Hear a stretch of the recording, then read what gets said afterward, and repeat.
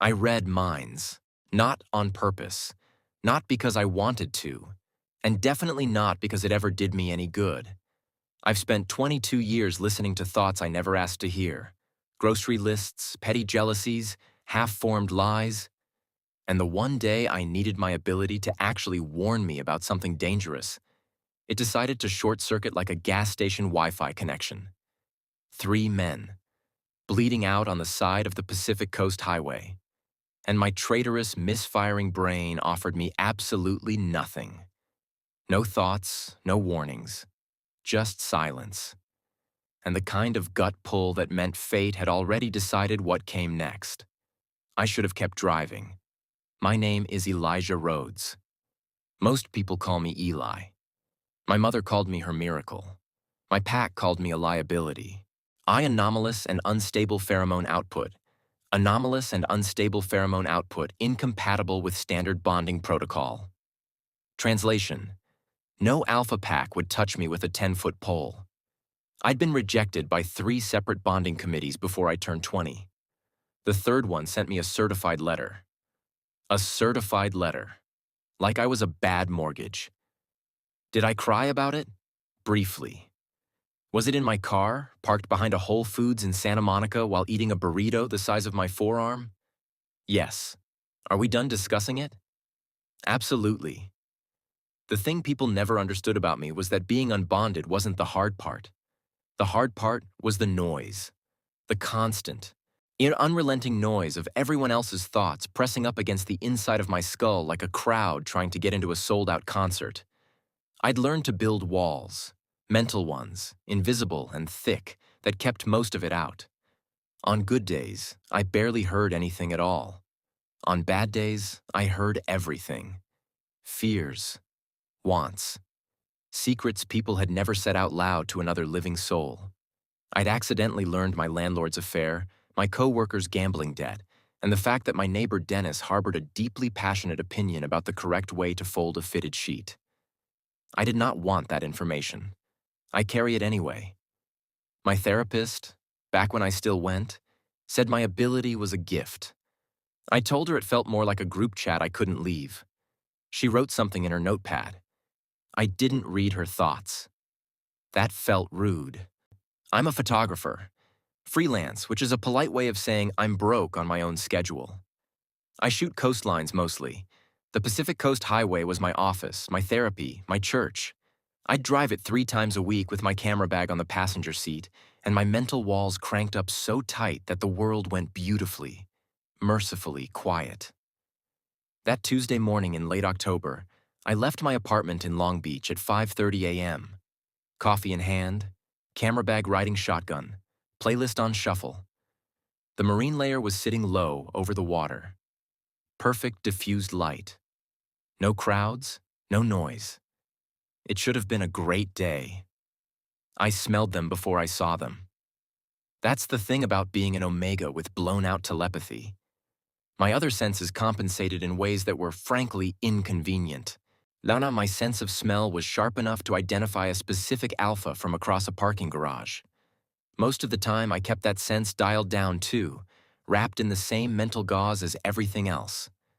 But at 5:40 in the morning on an empty stretch of PCH with the windows cracked and the ocean on my left, my defenses were loose. The scent hit me like a wall. Not one scent. 3. Layered, distinct. Cedar and storm, smoke and iron. And something else.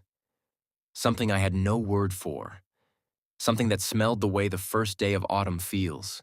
Cool and sharp and gone too fast. 3 different scents, but wound together in a way that made my chest pull like there was a hook behind my sternum. I slowed down before I consciously decided to. The black SUV was off the road, nose down against the guardrail, steam rising from the hood, one door hanging open, and there, on the narrow shoulder between the guardrail and the cliff, 3 men in various states of not okay. The first one I spotted was sitting against the guardrail, his back straight, one hand pressed to his ribs like he was trying to hold himself together through willpower alone. Dark hair, strong jaw set into an expression of the kind of cold control that I immediately recognized as a man who refused to admit he was about to pass out. He was scanning the road like he was assessing threats, even now, even bleeding from a cut above his left eye. The second one was crouched near the open door, forearms resting on his knees, head low. He was bigger than the first, broader through the shoulders, the kind of build that suggested he had once thrown a car, or at least considered it. His whole body was radiating something I could feel even through my mental walls. A low, controlled fury that wasn't directed at anything in particular, just sitting inside him like banked coals. The third one was lying flat on the pavement, one arm across his eyes, completely still. If not for the shallow rise and fall of his chest, I would have stopped the car faster. I stopped the car anyway. Here is what I said to myself, out loud, in my own car before I opened the door. Elijah Rhodes, you are a 22-year-old unregistered Omega with no pack, no backup, and no common sense.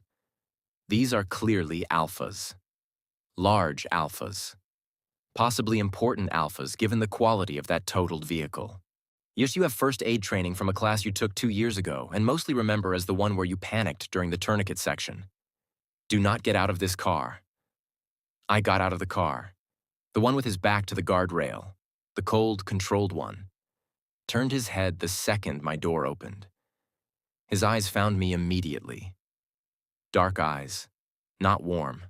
The kind of look that evaluated and filed in under 2 seconds. Keep driving, he said. His voice was low and flat and gave absolutely no room for debate. I looked at the man lying on the ground, then back at the one telling me to leave. He's bleeding through his shirt, I said. We're handling it. With what? I looked around pointedly. Your vibes? The big one by the door, the one with the banked coal fury, made a sound that might have been a laugh. It came out wrong. Hurt like it surprised him. The cold one did not laugh. He stared at me with the specific expression of a man who was not used to being talked back to and was currently deciding how to feel about it. That's when my telepathy came back online. It wasn't like it usually was. Usually when my wall slipped, I got fragments, half words, emotional impressions, the mental equivalent of someone else's dream. But when my ability surged back in that moment, standing on the shoulder of PCH with the marine layer swirling around my ankles and 3 alpha cents pressing against every part of my instincts, it didn't give me fragments. It gave me everything. All 3 of them. At once. From the cold one by the guardrail. Caleb won't survive another hour without intervention. I know that. I can't let this stranger see how bad it is. And if word gets out that we're vulnerable, from the big one crouching by the door, if one more thing goes wrong today, I will pull this guardrail out of the ground with my bare hands, and I genuinely don't know if that's an exaggeration. And from the still one on the ground, the one called Caleb, barely conscious. Cold. So cold. Smells like something good. What is that? The last one punched the air out of my lungs. I had 1 second where I almost looked behind me to see what he was smelling. Then the logic caught up. He was smelling me. An Omega he'd never met, standing on a highway at dawn, and even 3/4 unconscious, his brain had flagged my scent as something worth noticing. I made a decision. Possibly a terrible one. Possibly the most important one of my life. I've had first aid training, I said to the cold one. Your brother, Caleb, needs pressure on that wound right now. I have a kit in my car. You can tell me to leave again after, but right now I need you to move. The silence that followed was exactly 2 seconds long. In those 2 seconds, the cold one's expression shifted. Not much, just enough. The control cracked exactly 1 millimeter, and the thought that came through was quiet and raw and nothing like the flat voice he'd used out loud. He knows his name. How does he know his name? What is... His eyes sharpened. The crack sealed over again. Move, he said to the big one, and just like that, He stepped aside. I grabbed my kit and crossed the distance to Caleb in 12 steps, knelt on the cold asphalt, got to work. The big one crouched across from me, watching with the kind of focus that made the back of my neck prickle. Up close, his eyes were a dark amber, unusual, striking, and the fury that had been radiating off him had quieted into something else. Something that felt, against all logic, like relief. "You a medic?" he asked. "Photographer," I said without looking up. Pause. "Why does a photographer carry a trauma kit? PCH at dawn, surfing season, rock climbers, drunk drivers? Take your pick." I pressed the gauze down. Caleb made a sound through his teeth. "Hold this," I said, and the big one put his hand over mine without hesitating. His hand was warm, unreasonably warm. My mental walls, already compromised, gave me one more flicker. "Careful, careful, don't crush his hand. This person is small." I bit the inside of my cheek to keep from laughing at completely the wrong moment. The cold one stood over us both the entire time.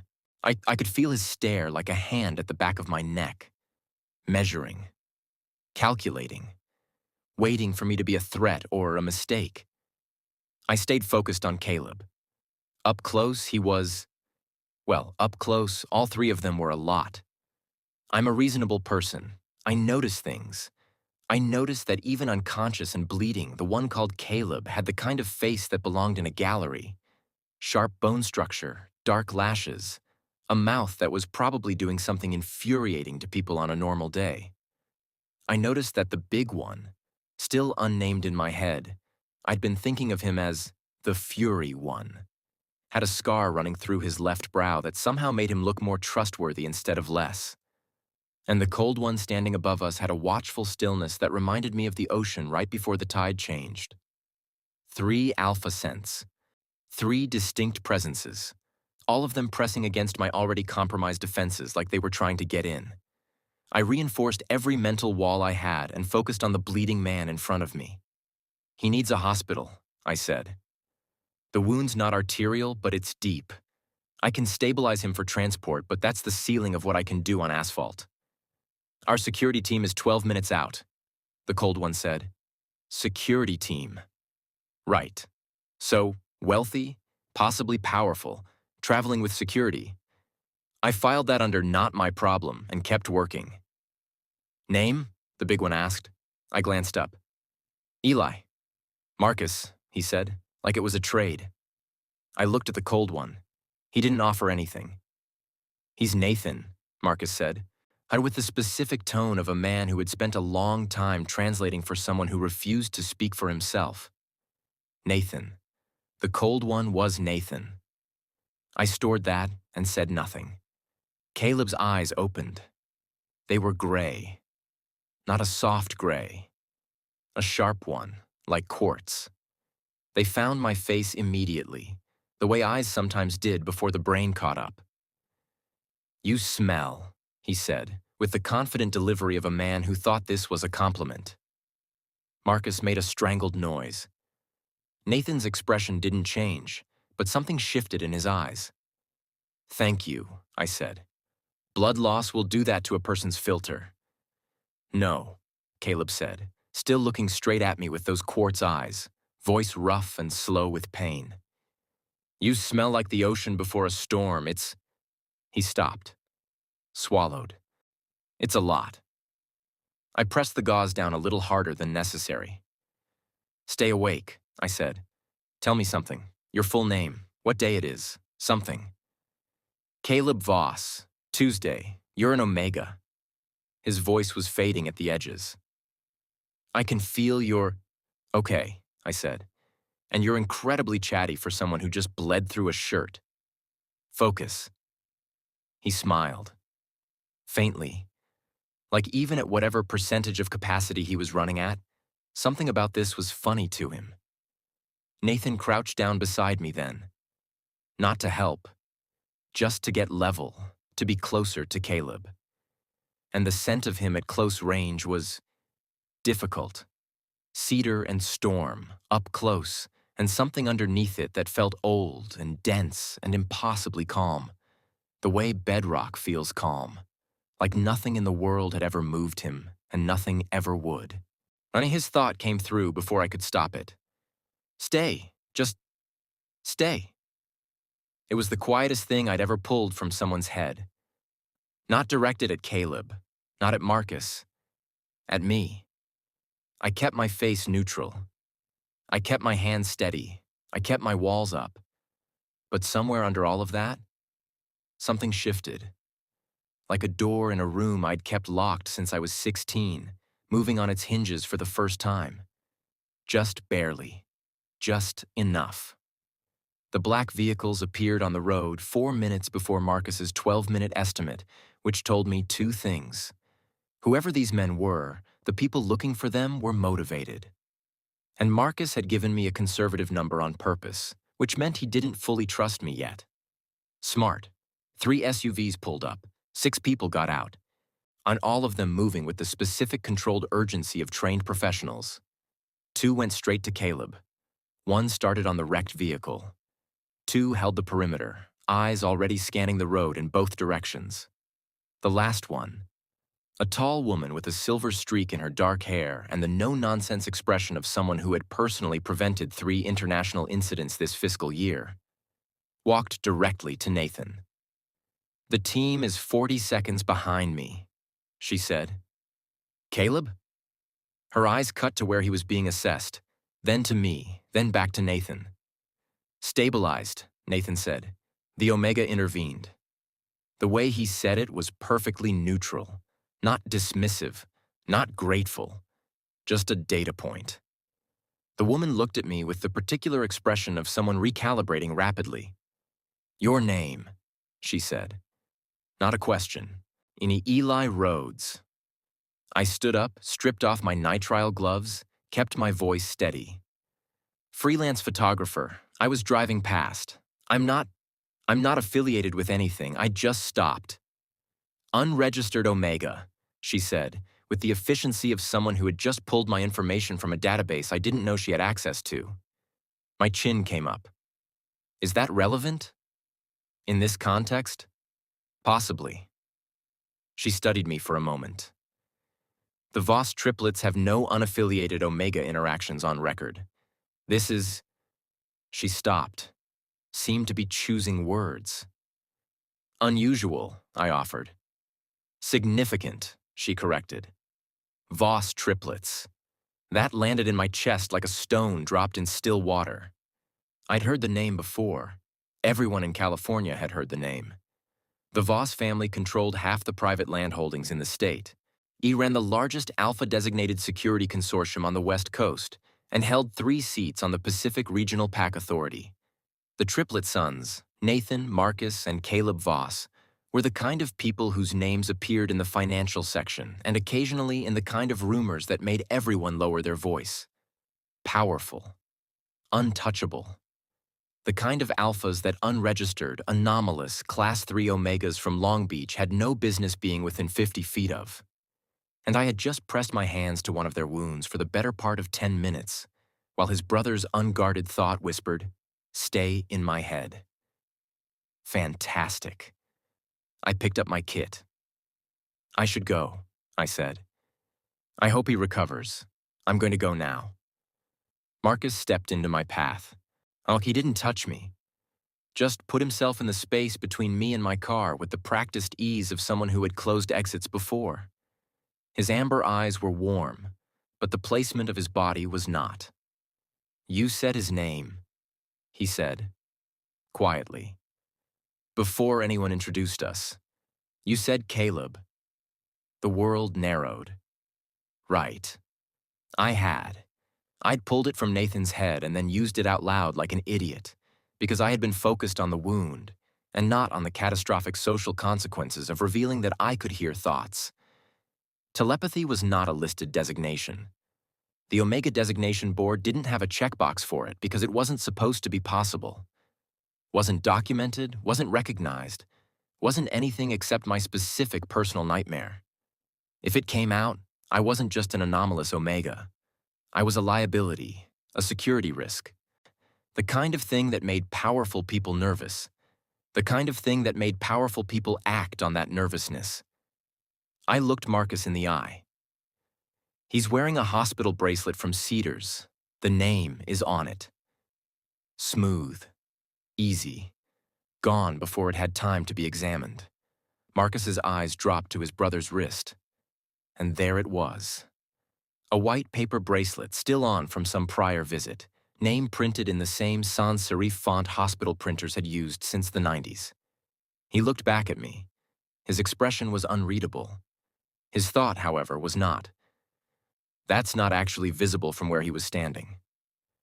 I kept my face perfectly still. Nathan spoke from behind me. We'll need your contact information for documentation. Of course, I said, and gave it, because refusing would be worse. And because somewhere in the part of my brain that tracked patterns and consequences, I already knew that this was not the last time I would see the Voss triplets. The gut pull hadn't gone away. It had gotten stronger. I got back in my car, started the engine, pulled onto PCH and drove north, eyes on the road, the ocean on my left, the marine layer still sitting low and gray over the water. 3 scents followed me all the way home. Cedar and storm, smoke and iron, and that nameless thing, autumn, sharp and gone too fast. I turned my playlist back on. I cranked my mental walls so tight my temples throbbed. And underneath all of it, quiet as a breath, 3 separate voices I should not have been able to hear. Who was that? Find him again. What is he? I turned the volume up until the music was all I could hear. Such it didn't help. It never helped. I told myself it meant nothing. That I'd done a good thing and now it was over. That Eli Rhodes, broke, unregistered, officially undateable by bureaucratic decree, had no place in the world of the Voss triplets. My phone buzzed before I hit the city limits. Unknown number, 1 message. It read, "We know what you are, Eli, all of it. And we're not afraid of it." I stared at the screen for a long time.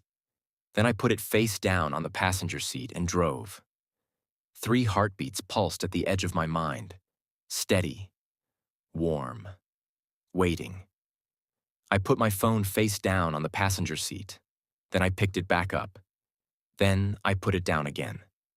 This went on for about 40 seconds while I sat at a red light on Pacific Coast Highway, the marine layer pressing gray and soft against every window, my coffee going cold in the cup holder. The driver behind me honked. I went. I put the phone in my bag. My bag was in the back seat, which meant I had to actually stretch to reach it, which meant I definitely looked unhinged from the outside, but at least it was physically harder to check it again. We know what you are, Eli. All of it. And we are not afraid of it. I replayed the text the same way you replay a car crash. Slow. Frame by frame. Looking for the moment it started going wrong. Unknown number, no name. Sent approximately 4 minutes after I'd given Nathan Voss my phone number for what he called documentation purposes, in a tone that made documentation sound like a warning. Okay. 2 logical explanations. 1. Nathan had texted me immediately from a separate number, which meant he had 2 phones and 0 concept of an appropriate cooldown period. 2. Someone else in that convoy had access to my number and enough information about me to say all of it in a way that implied they meant my telepathy specifically. Both options were bad. The difference was that one of them meant the cold-eyed, untouchable Nathan Voss had gone home, looked me up, confirmed what I was, and then immediately reached out to tell me he was not threatened by it, which was either reassuring or the most calculated opening move I had ever encountered in my life. I genuinely could not decide which. I drove home. I parked in my building's underground garage. I sat in the car for 3 minutes, doing nothing but breathing and listening to the end of a song I had not been tracking. Then I got my bag, got my camera. I got out of the car, took the elevator to the 4th floor, unlocked my apartment, walked inside, dropped everything on the kitchen counter, and stood in the middle of my living room in the specific paralyzed way of a person who had too many thoughts and no idea which one to address first. My apartment was small. Long Beach, 6 blocks from the water, second floor of a building that smelled like salt and the Thai place next door. I had plants on every windowsill because plants did not have thoughts I could accidentally read. I had film prints on the walls because I had taken them and they were mine, and they were quiet. I had a couch I had pulled from a curb 3 years ago that was frankly the most comfortable piece of furniture I had ever owned. And I sat on it now and stared at my kitchen ceiling and said out loud, to no one, absolutely not. My cat, Hendrix, looked at me from the top of the refrigerator with the bottomless contempt of a creature who knew exactly what was happening and had decided my problems were not his concern. You're right, I told him. I'm not doing this. Hendrix blinked once, which meant nothing and possibly everything. My phone buzzed again. I looked at it from across the room, did not move, kept looking at it. It buzzed a second time. I crossed the room in 4 steps, picked it up, and looked at the screen. Same unknown number. 2 new messages. First, we should meet. Tomorrow, 10 a.m. Second, there's a coffee place on 2nd Street in Long Beach. The one with the blue awning. You know it. I stared at both messages for a long time. Then I typed back, how do you know what city I live in? What street I frequent, and what time I wake up, and why do you think any of that is a normal opening to a conversation? The reply came in under 30 seconds. We know a great many things about you, Eli Rhodes. None of it concerns us. The coffee place, 10 a.m., come alone. I looked at Hendrix. Hendrix looked at me. This is fine, I said. This is completely fine, and I am not at all about to do something stupid. Hendrix jumped off the refrigerator and walked into the bedroom without looking back. He was right about me, and we both knew it. The coffee place on 2nd Street was called Harbor Grounds. It had a blue awning, exposed brick inside, and the kind of carefully curated industrial aesthetic that suggested the owner had strong opinions about pour-overs. I had been coming here for 2 years. I ordered the same thing every time. The barista, a beta named Jordan with sleeve tattoos and a refreshingly blank mental frequency, knew my order before I reached the counter. I arrived at 9:52 because I was not going to be late to my own ambush. I also arrived having taken the following precautions. Told my friend Dara exactly where I was going and who I suspected had invited me. Sent a follow-up text to Dara with a photo of the unknown number. Set a check-in alarm for 10:45. And worn my most aggressively normal outfit on the theory that I should look like someone who was not concerned, who was doing this voluntarily, and who absolutely had not spent 40 minutes the night before sitting on his kitchen floor reading everything publicly available about the Voss family on his laptop. I knew a lot more now than I had yesterday morning. Nathan Voss, 31. Oldest of the 3 by 4 minutes. CEO of Voss Security Holdings, which was not just a security company but a privately held firm with federal contracts, 3 domestic operations centers, and a reach that made my skin do something uncomfortable. Known in industry circles as precise, decisive, and ruthless in the specific way that meant he had never once made a decision he later regretted, because he thought everything through before he moved. Marcus Voss, 31, COO of the same company, which meant he ran the day-to-day while Nathan ran the vision. The public-facing one, relatively speaking. There were photos of him at industry events. He looked exactly the same in them as he had on the side of PCH, like a man who filled a room without trying and was vaguely annoyed about it. Caleb Voss, 31. The youngest, which in triplet terms meant nothing, but something about the way both his brothers had moved around him yesterday suggested it meant something to them. Officially listed as Head of Intelligence for VSH, which explained the quartz eyes. It explained a lot, actually. Head of Intelligence. The man who ran information for one of the most powerful private security firms on the West Coast had spent his first conscious moments after a car crash noting my scent. I ordered my usual, found a corner table with sight lines to both the entrance and the emergency exit, and sat down. At exactly 10 o'clock, Nathan Voss walked in. He was not bleeding today. He had a neat bandage above his left eye that someone professional had applied, a dark jacket that fit the way expensive things fit, and the same watchful stillness he had carried on the side of the highway, which apparently was just his default state and not a crash response. He spotted me before the door had finished closing behind him. He walked over, pulled out the chair across from me, and sat down without asking. "Good morning," he said. "You know where I live?" I said. "Yes." "And what street I get coffee on?" "Yes." "And apparently," I said, keeping my voice very even, "all of it. Whatever all of it means." He looked at me across the table with those dark eyes that filed and evaluated and gave nothing back. Then he said, "You knew Caleb's name before anyone said it. You knew exactly how serious his injury was at a glance. You stabilized him with a level of calm that is not consistent with someone who panicked during a tourniquet section." I felt the blood leave my face and come back. "The hospital bracelet," I started, "was not visible from your position," Nathan said, with the patient certainty of a man who had already run the geometry on this. I checked. The cafe hummed around us. Jordan called out an order. Someone's chair scraped. The world did its ordinary things while I sat very still across from the most dangerous version of calm I had ever encountered and calculated my options. I had 3. 1. Deny everything and hope the most detail-oriented man alive decided to let it go. 2. Run. Literally stand up and leave, which would confirm everything and also mean I could never come back to Harbor Grounds, which was unacceptable. But 3. Tell the truth, or enough of it. Controlled demolition rather than waiting for someone else to detonate it. I picked up my coffee, took a sip, set it down. "I hear thoughts," I said. "Not always, not on command. It happens when my walls slip, and it happened yesterday because 3 alpha cents hit me at once, and my defenses do not respond well to that kind of input. I heard your brother's name in your head before you said it. I used it without thinking. That was a mistake." Silence. Nathan said nothing for 4 seconds. I counted. Then, "How long?" "Since I was 16. Does anyone else know?" "No." "Your designation board file lists you as anomalous. Unstable pheromone output." "That is the part they could measure," I said. "The rest of it does not have a checkbox."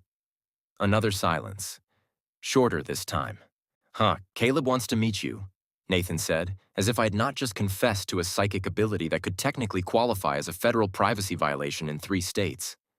"He has been asking since last night. Marcus also. I told them to wait until I'd spoken with you first." I blinked. "That is your response to what I just told you." "I already knew," Nathan said simply. "Or suspected closely enough that knowing changes nothing." I stared at him. He looked back at me without any particular expression, the way a mountain looks at the weather. "You already knew," I repeated. "Caleb runs intelligence. When someone appears at the exact right moment and uses a name they should not know and reads a wound accurately from 10 feet away, patterns form." He turned his coffee cup a quarter turn on the table. A small, the precise movement that felt like punctuation. "We are not threatened by what you are, Eli. We are interested in it." The word interested landed somewhere in my chest at an angle I was not prepared for. "Interested," I said flatly. "Fantastic. That is exactly the energy I want from a man whose family controls half of Southern California's private security apparatus. Very comfortable. 0 concerns." Something shifted at the corner of Nathan's mouth. Not quite a smile. The structural suggestion of one. "You are funny," he said, like he was noting a weather pattern. "I have been told," I said. "Usually right before something goes very wrong." He looked at me steadily. "Would you be willing to meet them? Today, if possible?" Caleb was released from the hospital this morning. He's at the family property in Palos Verdes. Marcus is there as well. I should have said no. I want to be very clear that every reasonable part of my brain lined up in an orderly row and said no. My therapist, if I still had one, would have said no. Dara, when I texted her the update 20 minutes later, said, and I quote, Eli, I will come get you. Just say the word. Do not go to a rich alpha family compound alone. This is how every bad movie starts. I went. The property sat on a bluff above the Pacific in Palos Verdes Estates. I had driven past the gates of houses like this before, the kind that existed behind private roads and mature eucalyptus trees, where the ocean view was not a feature but an assumption. I had never been inside one. Nathan drove. I rode in the passenger seat of a vehicle that was cleaner and quieter than my apartment, and tried very hard not to read his thoughts, which was difficult because being in a small enclosed space with an alpha whose scent I had already cataloged meant my walls were working overtime. I caught one fragment anyway, brief and unguarded. He is nothing like I expected. I filed that away and said nothing. The house itself was the kind of architecture that looked effortless because someone had spent a great deal of money making it look that way. Wide, low, floor-to-ceiling windows facing the water, a terrace that ran the full length of the south side. I counted 6 visible security cameras before we reached the front door and stopped counting because it was stressing me out. Marcus opened the door before Nathan knocked.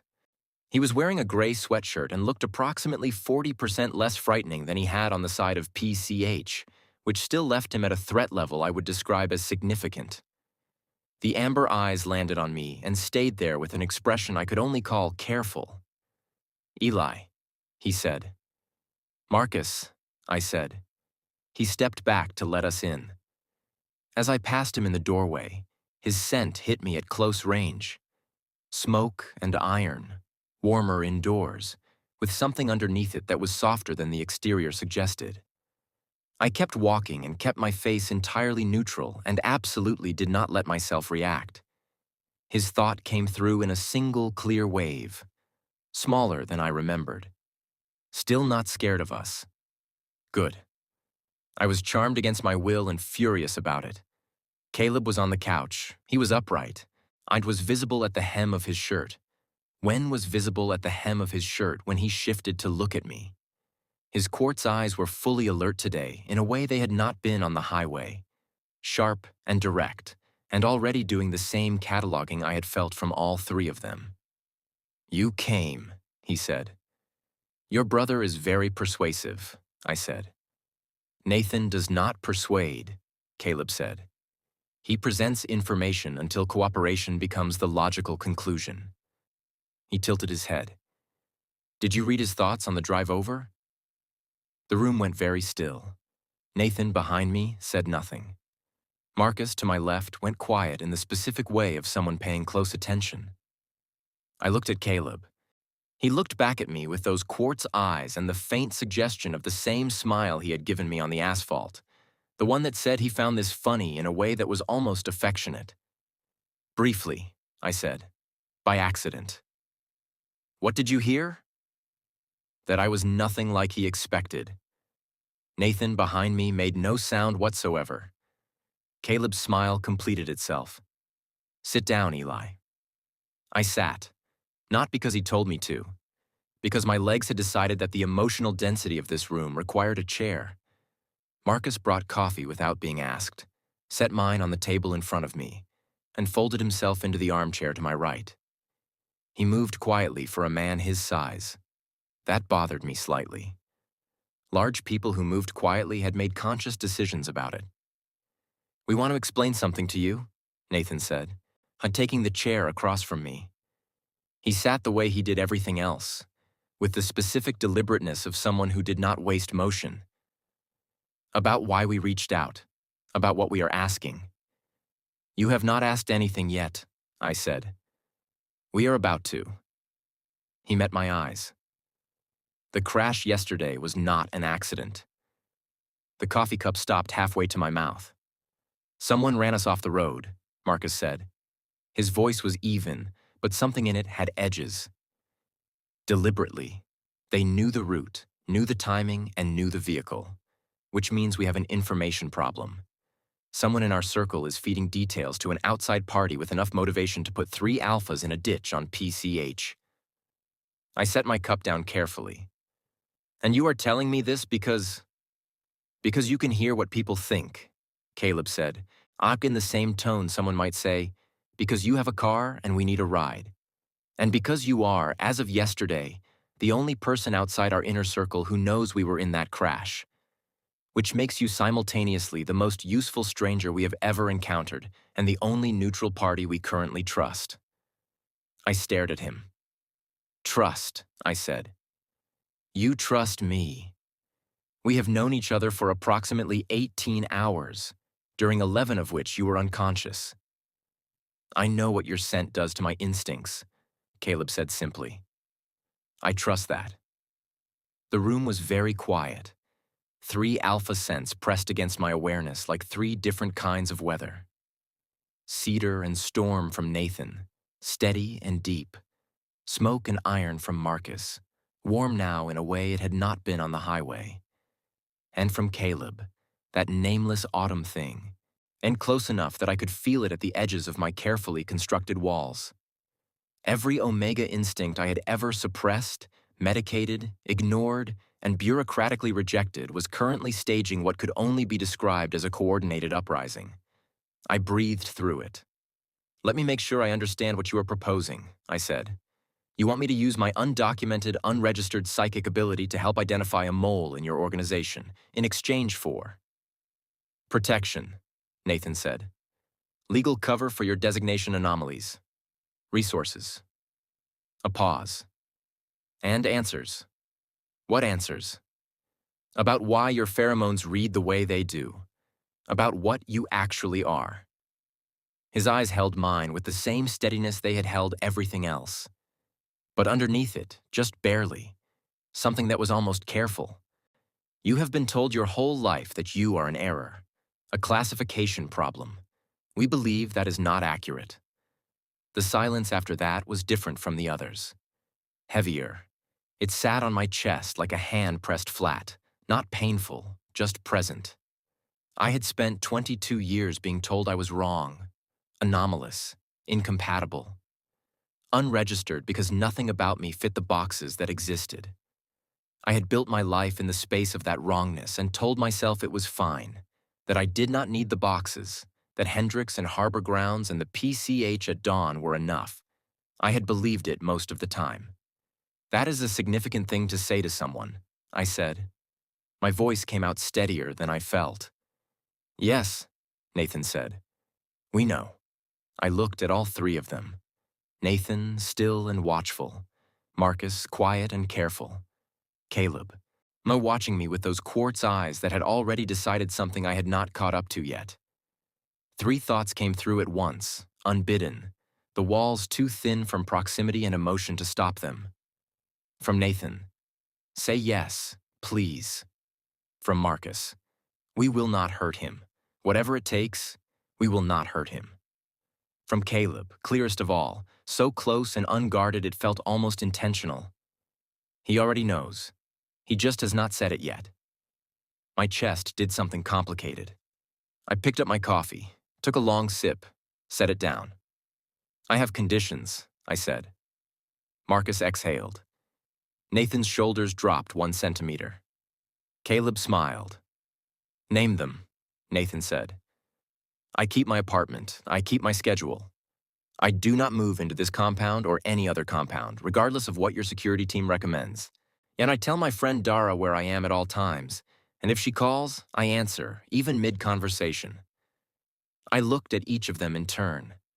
And if I read something in one of your heads that I decide you need to know, I will tell you, even if you did not ask, even if you do not want to hear it. That is not negotiable. The last one landed differently than the others. I watched all 3 of them process it. Nathan said, agreed. Marcus said, fair. Caleb said, I was counting on it. I nodded once, looked out at no longer waiting. Neither was I, apparently. The folder was thin, maybe 12 pages. But the photograph on top had the specific quality of something that had been taken without the subject knowing. The kind of angle that came from a long lens and a patient hand. A man, late 40s, silver at his temples, and a jaw that had gone soft with comfort. He was standing outside what looked like a parking structure in downtown Los Angeles, talking on a phone, squinting slightly against the afternoon light. He looked ordinary, the deeply unsettling kind of ordinary that meant he had worked at it. His name is Gerald Pruitt, Caleb said. He was watching me look at the photo with the focused attention of someone who read people the way I read minds. He has been with Voss Security Holdings for 11 years, Senior Logistics Coordinator, access to route planning, travel schedules, vehicle assignments. He planned your route yesterday, I said. He plans all our routes, Marcus said. The edges were back in his voice. Has for 3 years. I looked up from the folder. And you trusted him with that. We trusted the system, Nathan said. Background checks, loyalty protocols, quarterly reviews. The system said he was clean. The system did not account for someone being flipped after 11 years of genuine loyalty, Caleb said. He said it without heat, the way someone states a fact they have already made peace with, but his jaw was tight. Whatever they offered him, they offered it recently.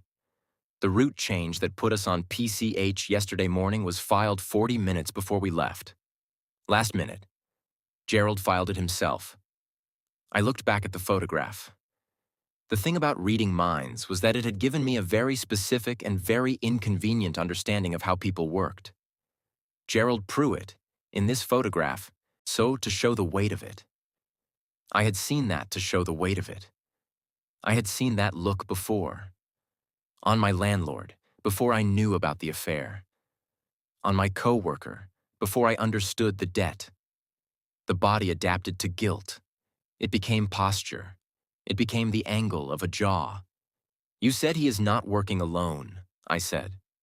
The route change required a secondary authorization, Nathan said. Someone above Gerald signed off on it. Someone with enough clearance that the system processed it without flagging. So Gerald is the hand, I said, and someone inside your organization, someone with higher access, is the arm. Yes, Nathan said, and you need me to. We have a meeting, Marcus said. Routine security review. 12 people in the room, and all of them with sufficient clearance to have authorized that file. It is scheduled for Thursday. Thursday was 2 days away. I closed the folder, set it on the coffee table. Looked at all 3 of them in the specific order I had already started cataloging without meaning to. Nathan first, because he was the one I needed to read for intent. Marcus second, because his emotions ran closest to the surface and gave me the clearest picture of the room's temperature. Caleb third, because looking at Caleb for too long did something to my concentration that I was not prepared to examine right now. 12 people, I said, in one room. All of them alphas, I assume, given your organizational structure. 11 alphas and 2 betas, Nathan said. 13 people total. You said 12. A pause. Brief, almost imperceptible. Maybe you will be the 13th, Nathan said. I let that sit for exactly 3 seconds. You want me in the room? I said. We want you observing from an adjacent space, Caleb said. He shifted on the couch, and the slight tightening around his eyes told me the movement had pulled at his injury. There is a glass partition in the conference room at our operations center. One way. You would be able to see and hear everything without being visible to the room. And while I observe, you tell us what you hear, Marcus said. In real time, earpiece, you and Nathan on a private channel. I looked at Nathan. He looked back at me with that bedrock expression. You would be in a secure facility with a full security team, he said. You would be in no physical danger. You would leave the moment the meeting concludes. And if I identify the person, I said, what happens to them?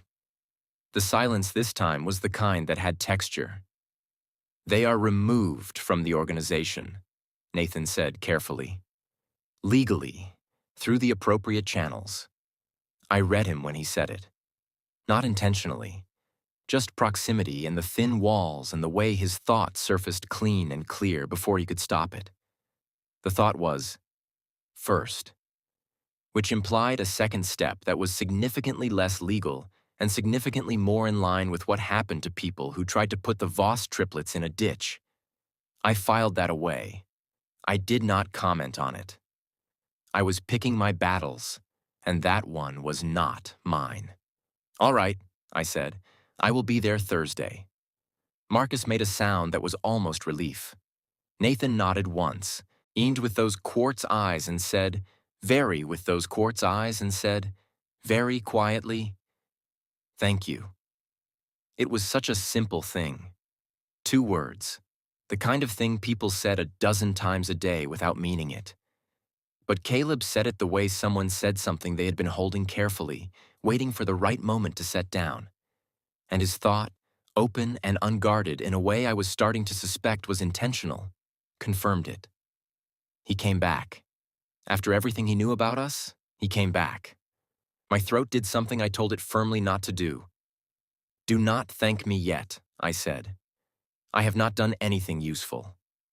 You stabilized my brother on a highway with no equipment and no backup, Marcus said. He was looking at me with the kind of directness that had nothing performing behind it. That was useful. That was basic human decency. You would be surprised, Nathan said, how rare that is in our world. I had no answer for that. So I picked up my coffee, found it had gone cold, and drank it anyway, because sometimes you needed something to do with your hands. Outside, the Pacific was doing its slow, relentless thing against the cliffs. Somewhere in the house, a clock ticked. The room held the particular quiet of 3 people who had made a decision and were now living in the first minutes of its consequences. I was one of those people now. That was new. Nathan drove me home. Marcus had offered. Caleb had offered, which Nathan had shut down with a single look in the direction of Caleb's bandaged ribs. I had said I could call a car, which all 3 of them had responded to with the specific unified silence of people who found the suggestion faintly offensive. So Nathan drove. The property gate closed behind us with the soft mechanical certainty of expensive things. We pulled onto Palos Verdes Drive and headed north, the ocean dropping away behind us, the city building itself back in increments on either side of the road. Nathan drove the way he did everything else. Precise. Unhurried. Both hands on the wheel, eyes forward, the kind of focused stillness that made the inside of the car feel like a controlled environment, even though we were moving 60 miles an hour through the middle of Los Angeles County. I looked out the passenger window and worked on my walls. The problem with spending 2 hours in a room with 3 alphas whose sense I had already cataloged was that my mental architecture needed significant repairs afterward. My walls had held mostly, but mostly was doing a lot of work in that sentence. I had caught more than I intended. Fragments and flickers that I was now sorting through like someone cleaning up after a party they had not planned to attend. From Marcus, over the course of the meeting. Steady, low-frequency concern that was less about the mole and more about the 2 people sitting on either side of him. He worried about Nathan's control. He worried about Caleb's injury. He tracked both of them constantly, the way you tracked something precious that had almost been lost. From Caleb, in pieces. Sharp curiosity about me specifically, the kind that felt like active research rather than casual interest. He had been asking questions without asking them out loud, noting my reactions, testing the edges of what I would give and what I would hold back. From Nathan, almost nothing. His walls were better than mine, which was saying something. But the one thought I had caught, the quiet stay from yesterday and the say yes from this morning, sat in a pocket of my memory that I was not examining too closely. You are thinking loudly, Nathan said. I turned from the window. I am thinking normally. You cannot hear it. No, he agreed. But your expression changes when you are processing something you did not choose to hear. I looked at him. He was watching the road. His profile was clean and still. Through the bandage above his eye, the only evidence that yesterday had happened at all. Does it bother you? I said. Knowing I can hear what you think. A beat. It should, he said. Logically, it should. I have spent my entire professional life controlling information. What is known, by whom, and when. The idea that someone can access my thoughts without permission is He paused, chose the next word with the care of someone who did not use imprecise language. Uncomfortable. But, I said. But you have not weaponized it, he said. Everything you have heard, you have handled with discretion. You warned me that you would share things I did not ask for. That is the opposite of exploitation. That is transparency. I thought about that. Most people would find it creepy regardless. I am not most people. No, I said. You really are not. He glanced at me then. Brief. The kind of glance that was over before it fully registered, but something in it landed with weight anyway. Neither are you, he said. And then he looked back at the road and said nothing else for the next 4 minutes, which was somehow more affecting than anything he could have followed it with. I looked out the window and told my heart to behave itself. It did not listen. It never listened. My phone rang. Dara. I had been expecting this since the check-in alarm I had set went off unanswered because I had been in the middle of agreeing to infiltrate a corporate security meeting for 3 Alpha Kings. I answered. Eli Javier Rhodes, she said, which meant she was using the middle name, which meant the threat level was elevated. You have been radio silent for 2 hours. I have been sitting here imagining 17 different ways you ended up in a basement. I am in a car, I said. Not a basement. Whose car? I glanced at Nathan. Nathan's expression did not change. Nathan Voss's car, I said.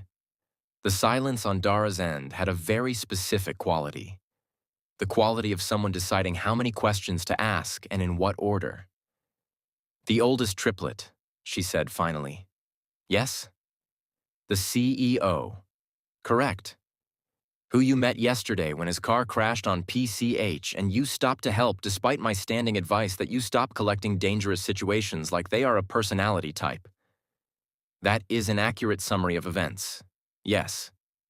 Eli. Her voice shifted. Dara had known me since we were 19, and since a shared sociology class at Cal State Long Beach where we had both been the only people who finished the reading. She knew every register of my voice. Are you okay? I looked out the window at the 110 North, the city spreading wide and gray and ordinary on both sides, the kind of view I had driven past 100 times without thinking about it. I think so, I said. I will tell you everything tonight. You better. A pause. Is he listening? Yes. Is he hot? Nathan, who had the hearing of an alpha and was 3 feet away, said nothing. But the thought that slipped through in that exact moment was so startled and so human, and so completely at odds with every other thought I had caught from him that I had to press my lips together hard to keep the laugh in. Goodbye, Dara, I said. That means yes, she said. I then hung up. I put my phone in my lap and stared straight ahead at the road. Your friend, Nathan said, after a measured pause. Dara Chen, I said. Beta, graphic designer, has known me for 3 years and operates as my one-person emergency contact system and chaos prevention committee. She is very good at her job, for the record. She told me not to come today. But you came, Nathan said. I come from a long line of people who made decisions Dara advised against, I said. It is practically a tradition at this point. Something shifted at the corner of his mouth again. That structural suggestion of a smile that I was starting to think was the closest he got in ordinary circumstances. We will keep you safe, he said. It came out simple and direct, with no performance behind it. The way someone stated a fact they had already committed to, rather than a promise they were making in the moment.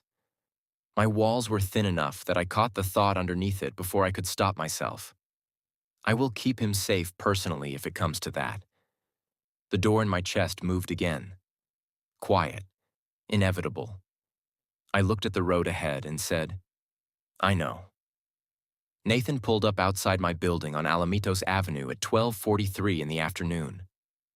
The Thai place next door was doing lunch service, the smell of lemongrass drifting up from the sidewalk.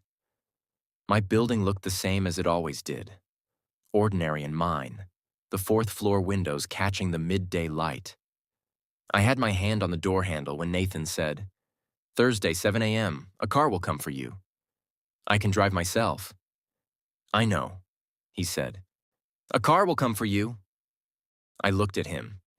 He looked at me with that patient bedrock expression. "You are going to be very difficult, aren't you?" I said. "I prefer thorough," he said. I got out of the car, closed the door, stood on the sidewalk while he pulled away with the same quiet precision with which he did everything else. I watched the vehicle turn at the end of the block and disappear. Then I stood there for another 10 seconds, doing nothing. Then I went inside. Hendrix was on the kitchen counter when I came in, which he knew he was not supposed to be. And he looked at me with the expression of a creature who had assessed the situation and determined that my level of distraction made enforcement unlikely. He was correct. I dropped my bag, filled the kettle. Maud stood at the counter and stared at the middle distance while the water heated and tried to take stock of what had just happened to my life in the span of approximately 31 hours. Yesterday at 5:30 a.m. Ordinary. Broke, unbonded, anomalous.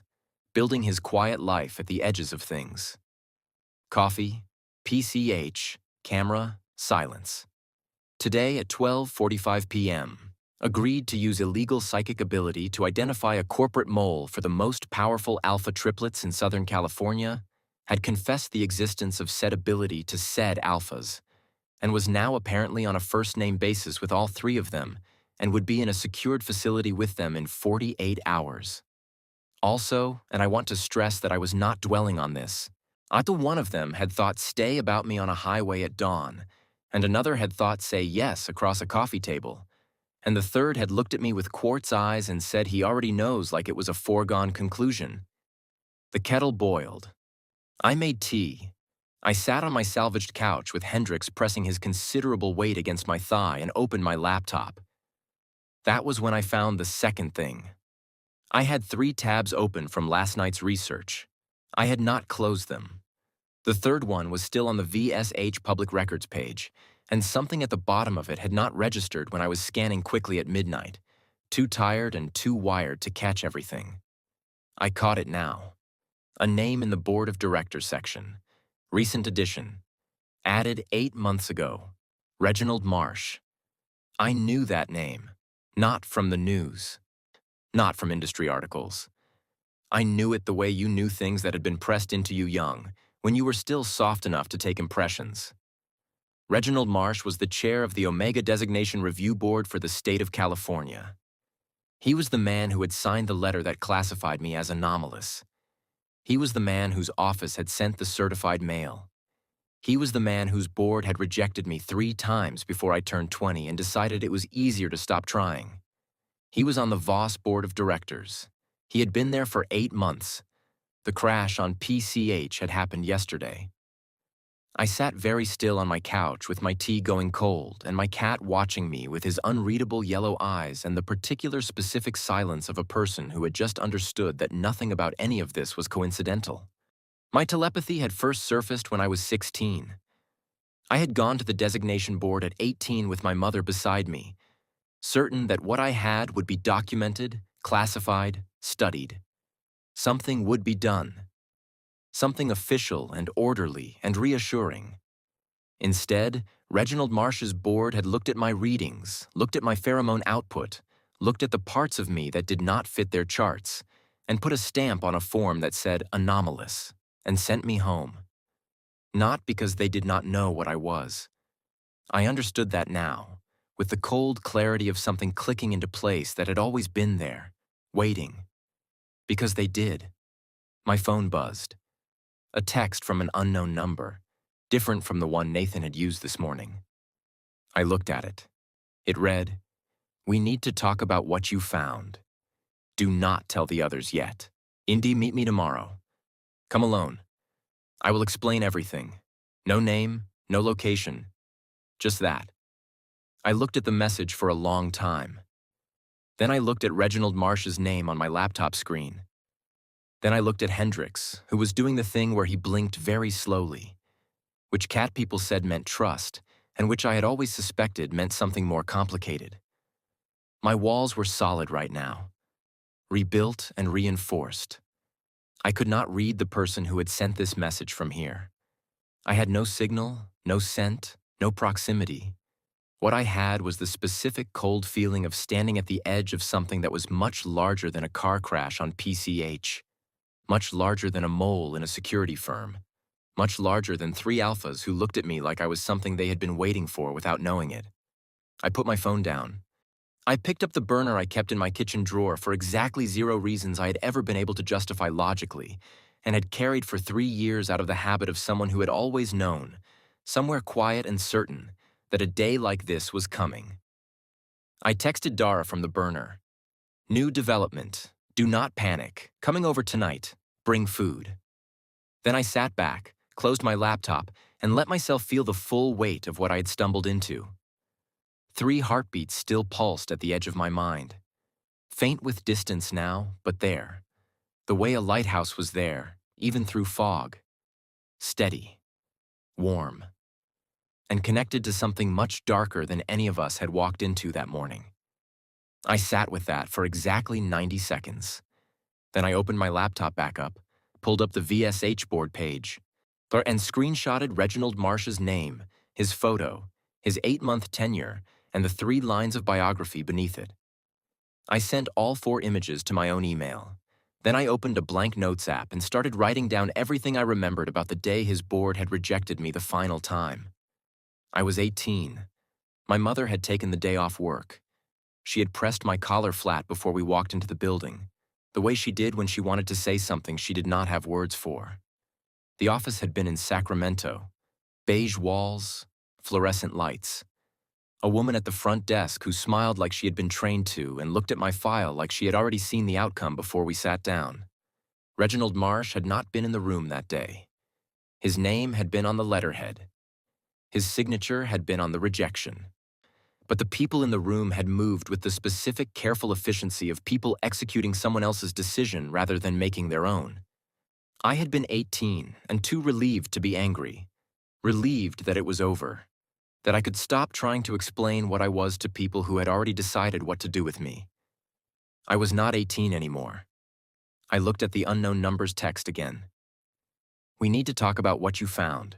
Do not tell the others yet. 2 things about that sentence bothered me in specific. First, whoever sent it knew what I had found, which meant they were watching me closely enough to know the moment I connected Marsh's name to my history, which meant they had either been watching my screen somehow, which was alarming, or they had anticipated that I would find it and timed the message accordingly, which was somehow more alarming. Second, do not tell the others. The others meant the Voss triplets. This person wanted a gap between me and the 3 people who were currently the only structured safety net I had in what was rapidly becoming a complicated situation. I knew what creating a gap between someone and their support looked like. I had read enough minds over the years to recognize the architecture of it. You isolated first. Then you explained. Then by the time the person understood what was happening, they were already alone. I picked up my regular phone and texted Nathan. It took me 4 drafts to get the message right. Not because I did not know what to say, but because I was aware that what I was about to send would change the shape of the agreement we had made that morning. We had agreed I would tell them things I heard even if they did not want to hear it. This was not something I had heard. This was something I had found, and something someone wanted me to hide from them. The distinction felt important. It also felt like exactly the kind of reasoning that got people into trouble. I sent the 4th draft. Someone texted me from an unknown number. They know what I found about Marsh. They told me not to tell you. I am telling you.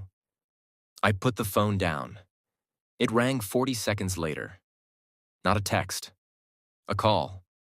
Nathan. I answered. Say that again, he said. His voice was the same as it always was. Level. Controlled.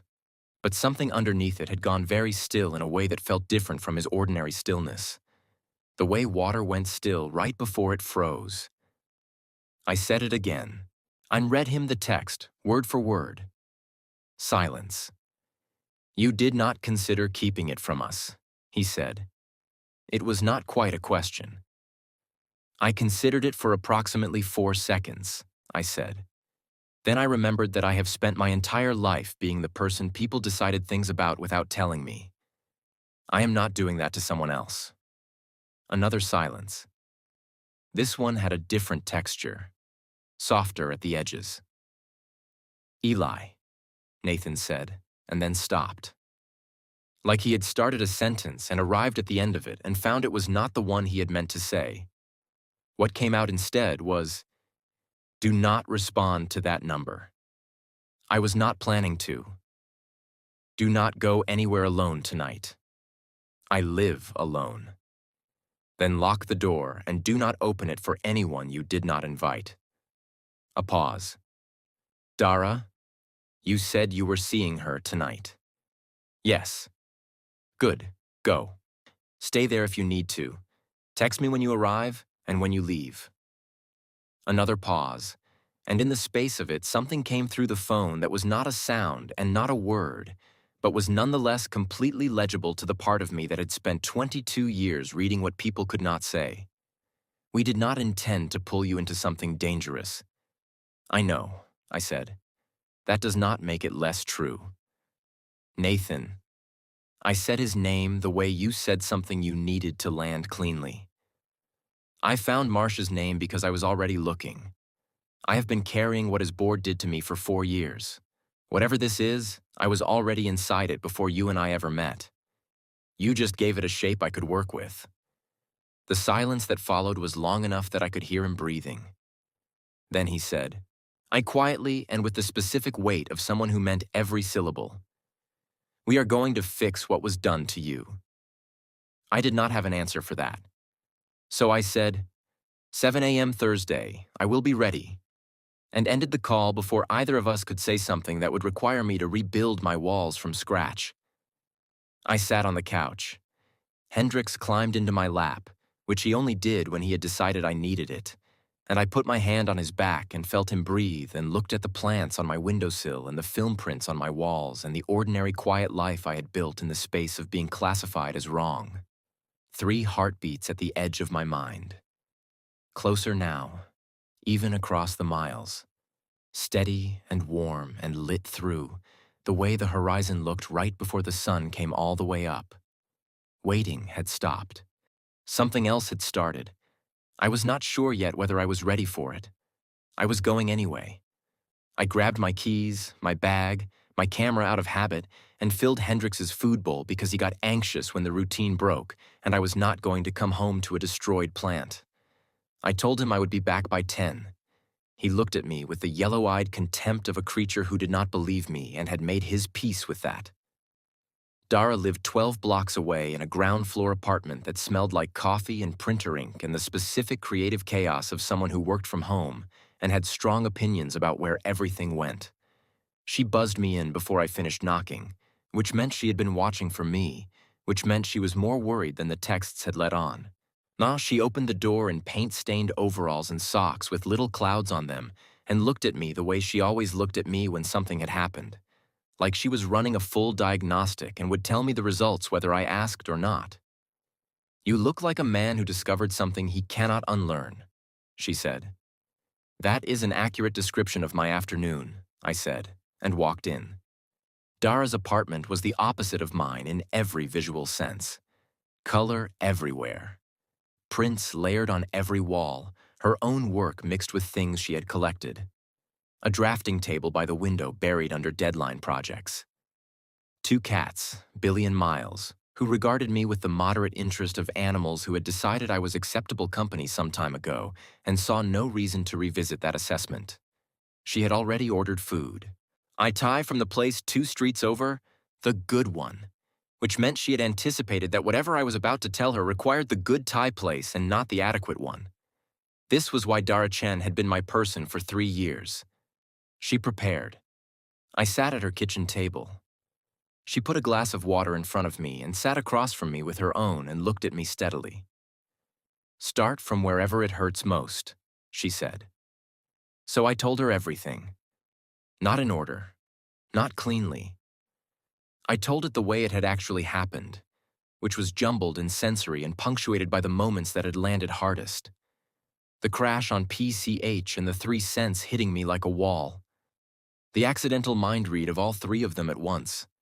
The coffee meeting with Nathan and the way his walls were better than mine. The house in Palos Verdes and Caleb's quartz eyes, and Marcus setting coffee in front of me without being asked. The folder with Gerald Pruitt's ordinary guilty face. The agreement. The conditions I had named, and the way all three of them had accepted without negotiating. And then Reginald Marsh's name on the board page. And the text from the unknown number. And Nathan's voice on the phone going still the way water went still before it froze. Dara listened to all of it without interrupting, which was one of her rarest and most valuable qualities. She had the ability to hold space without filling it, to let a story land before she responded to it. When I finished, she was quiet for a moment, both hands wrapped around her water glass, eyes somewhere in the middle distance. So then she said, "Reginald Marsh." "Yes." "The man who signed your rejection letters." "3 of them." "Is now on the board of the company run by the 3 alphas who want your help finding their mole." "Correct." "And someone who knows about Marsh, who knows what you found, and who knows you well enough to time a text to the exact moment of discovery, wants you to keep that information away from the 3 alphas." "That is the summary, yes." Dara put her water glass down very carefully. "Eli, I know. This is not a coincidence. I know. None of this is a coincidence. Not the crash. Not you being the one who stopped. Not Marsh on that board. Someone built this situation deliberately, and you are standing in the middle of it." "I know, Dara." "I told you," she said, act with the specific gentleness of someone who took no pleasure in being right, but was not going to pretend she had not been. 3 weeks ago, when you took that PCH shoot alone at 5 in the morning, I said the universe was setting you up for something, and you told me I was being dramatic. "You were being dramatic," I said. "You were also correct. Both things are true." She pointed at me. "I want that in writing." The food arrived. We ate at her kitchen table with Billy attempting to steal noodles, and Miles watching from the counter with the superior posture of a cat who considered theft beneath him. The ordinary rhythm of it helped. The chopsticks and the shared containers, and the way Dara pushed the pad see you do toward me because she knew it was my favorite without me having to say anything. Halfway through the meal, she said, "The triplets. Tell me about them honestly, not the situation. Them." I considered deflecting, decided against it, because Dara had a finely tuned nonsense detector and I was too tired to perform. "Nathan is the kind of person who makes every room feel like a controlled environment," I said. "Cold on the surface, not cold underneath. The underneath part is the problem." "Because?" "Because when it surfaces, it hits harder than the cold does." Dara nodded slowly, absorbing that. "Marcus is angry in a way that is actually just love with nowhere to go," I said. "He directs everything outward and thinks no one notices that it is protective rather than aggressive. Everyone notices." "And the third one," Dara said. "Caleb." I was quiet for a moment. "Caleb," I said. "You looked at me from a highway while he was bleeding and said I smelled like the ocean before a storm and meant it as a compliment. And his first fully conscious act this morning was to ask me to come back." Dara looked at me for a long time. "Eli," she said, "do not. I am just saying." "Dara." "All 3 of them," she said, with the careful precision of someone placing a very delicate object on a very high shelf. "Not one, all 3. I pushed noodles around my container. That is not a conversation I am having right now. It is a conversation you are going to have eventually. Eventually is not now." "No," she agreed. "Now is the part where someone is watching you, Marsh is involved, and you have a meeting Thursday that could blow the whole thing open." She paused. "Are you scared?"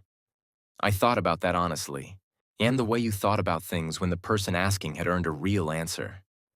"No," I said. "That is the part that worries me most." Dara reached across the table and put her hand over mine. She held it there without saying anything, the way she did when words were not the point. Outside her window, the neighborhood moved through its evening rituals. A dog being walked, a car finding parking, someone's porch light coming on. The ordinary world doing its ordinary things while I sat at my best friend's kitchen table and felt the edges of something enormous pressing against every wall I had. 3 heartbeats at the edge of my mind. Steady. Warm. A little closer than they had been an hour ago, which was not possible across that distance, and which my ability was doing anyway because apparently it had decided the rules no longer applied. I turned my hand over under Dara's and held on. "Okay," I said quietly. "Tell me what you think I am missing." She squeezed my hand once. Then she sat back, picked up her chopsticks, and said, "Start with why Marsh joined that board 8 months ago specifically. What changed 8 months ago at VSH that made someone want him inside it?" I looked at her. She looked back at me with the calm certainty of someone who had already run the first 3 steps of this logic and was waiting for me to catch up. I picked up my chopsticks. "You," I said, "are the most useful person I know." "I know," she said simply. "Eat. Then we figure this out." So we did. Dara cleared the containers and replaced them with her laptop, a legal pad, and 2 pens because she believed in backups for everything, including analog writing tools. I pulled my own laptop from my bag. We sat across from each other like we were preparing for an exam, which in some ways we were, except the subject was corporate conspiracy and the stakes were significantly higher than a grade. 8 months ago, Dara said, pulling up a search. "What was happening at VSH 8 months ago?" I typed while she talked. The VSH press release archive loaded slowly, the kind of slow that meant the site was built for impressiveness rather than function. Rich people problems. "Expansion announcement," I said, reading. "They opened a 4th operations center, San Diego. New contracts? 3 federal ones. Infrastructure security, 2 transportation hubs, and something listed as classified client services, which tells us absolutely nothing useful. New personnel?" I scrolled. "I need 11 senior hires across the new center, plus Marsh joining the board." I stopped. Read the board announcement again. His listed role is Regulatory Affairs Advisor, which means his job is officially to manage their relationship with designation and classification bodies. Dara looked up from her own screen. We looked at each other.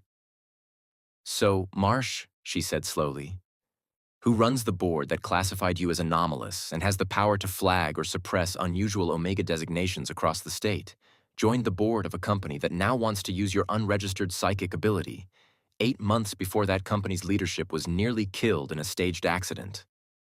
And someone who knows all of that sent me a text tonight telling me not to talk to the people whose lives were nearly taken," I said. The legal pad sat between us. Dara picked up a pen and wrote 3 words in the center of the page. She turned it to face me. It said, "Who benefits twice?" I looked at it. Meaning who benefits from Marsh being inside VSH and from the Voss triplets being removed from the picture. "Not removed," Dara said. "Destabilized. You do not kill the Voss triplets. You cannot. They are too visible. The fallout would be catastrophic. But you put them in a hospital for a few weeks. You create a power vacuum at the top of the most influential private security firm on the West Coast. And while everyone is focused on the crash and the recovery," she tapped the legal pad, "someone moves. Moves on what?" "That," she said, "is what we do not know yet." I sat back in my chair. Billy jumped into my lap uninvited, turned twice, and settled with the absolute confidence of a cat who had decided this was her chair now and I was a convenient heated surface. I let her stay because I needed something warm and uncomplicated, and she qualified. My phone lit up on the table. Not a call. A text. "Marcus," it said, "Nathan told us about the second message. I want you to know we are running the number now. Also, Caleb wants to know if you have eaten dinner because he is concerned and will not stop mentioning it until someone reports back." I stared at the message for a moment. Then I looked at Dara. "Marcus Voss just texted me to ask if I'd eaten dinner," I said. On behalf of Caleb. Dara's expression did the thing where it stayed neutral on the outside, but her eyes did something that in anyone else would have been a full smile. The injured one who said you smelled like a storm. The same. He's worried about whether you ate. Apparently. Eli, she said. Dara, I said. I am just observing. Please stop observing. She picked up her pen and wrote something else on the legal pad and turned it around. It said, all three of them, with a small, neat arrow pointing at me. I removed the legal pad from her hands and put it face down on the table. She looked deeply unbothered by this. I typed back to Marcus, yes, Thai food. Tell Caleb to rest. The reply came in 20 seconds. He says he will rest when he is dead, and also that Thai sounds good, and also what place. Despite everything. Despite Marsh and the unknown number and the architecture of something large and deliberate pressing against the walls of my ordinary life, I laughed. It came out quiet and short and real, the kind of laugh that surprised you, and Dara heard it and said nothing, just wrote something in her own notes with the small, satisfied expression of someone filing information for later use. I typed back, tell him I will bring him food when this is over. Now please go to sleep. 3 dots appeared. Disappeared. Appeared again. Then, he's smiling. Nathan wants you to know the car is confirmed for 7 a.m. I want you to know that what you did today, telling Nathan about the message instead of following the instructions, that was the right call. We know it was not easy. I looked at that last part for longer than I needed to. It was such a simple thing. An acknowledgement. The kind of thing that took 10 seconds to write and cost nothing. But I had spent 4 years being the person that systems and boards and official letters had handled without acknowledgement, processed without consideration, classified without consultation. Someone noticing that a choice had been hard and saying so plainly without making it into a transaction. It landed somewhere deep and did not move. I put the phone down, looked at Dara. She was watching me with the quiet attention she reserved for moments she considered significant. You okay? She said.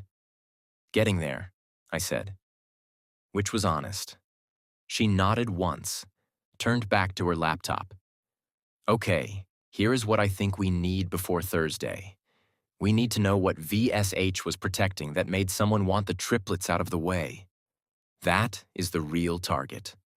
The mole, Gerald, Marsh, the crash, the unknown number sending you texts at midnight.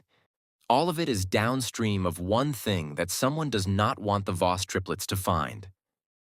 She was right. She was irritatingly, consistently right about the shape of things.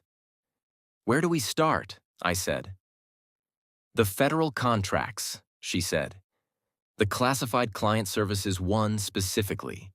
Because classified in a public press release does not mean actually classified. It means they chose not to name it. And things people choose not to name are almost always the most interesting things in the room. I opened a new tab, pulled up my federal contracts database login, which I had from a journalism-adjacent freelance gig 2 years ago and had never canceled because $12 a month felt worth it for exactly this kind of situation. Dara looked at my screen. You have a federal contracts database login. I have a lot of things I have not mentioned, I said. She pointed at me again. I want a full inventory of all the things you have not mentioned. At some point. When we are not in the middle of something. Deal, I said. I typed in the search parameters. The results loaded. And right there, third entry from the top, listed under a VSH subsidiary I had not seen before, was a contract description that made the back of my neck go cold. Omega Designation Data Management and Secure Record Storage. Federal Contract. Value undisclosed. Term, ongoing. Client, classified. The room was very quiet. Dara leaned forward and read it. Read it again. Eli, she said. I see it, I said. They have your records, she said. VSH has been storing Omega designation records, which means Marsh on that board is not just about access, it is about control, of the data, of who gets classified as what and why and what happens to that information afterward. My walls were solid and distant and completely irrelevant because the cold feeling had nothing to do with other people's thoughts. It was mine. Entirely mine. I had been classified as anomalous at 18. My records had been filed somewhere official and sealed. And sometime in the last 8 months, those records, and records like mine, had ended up under the management of a company run by 3 alphas who were now looking at me like I was something they had been missing without knowing it. 3 heartbeats at the edge of my mind. Steady, warm. And now carrying a weight I understood for the first time. They already had my file. They had always had my file. I sat with that sentence the way you sat with something that had changed the shape of the room. Not loudly, not with any dramatic shift in the air. Just the quiet, specific weight of a truth that had always been there, waiting for you to turn around and see it. Dara was watching me. She had the good sense not to speak first. I closed my laptop, opened it again, closed it. "Say the thing you are thinking," she said quietly. "I am thinking several things simultaneously, and none of them are fully formed," I said. "Pick the loudest one."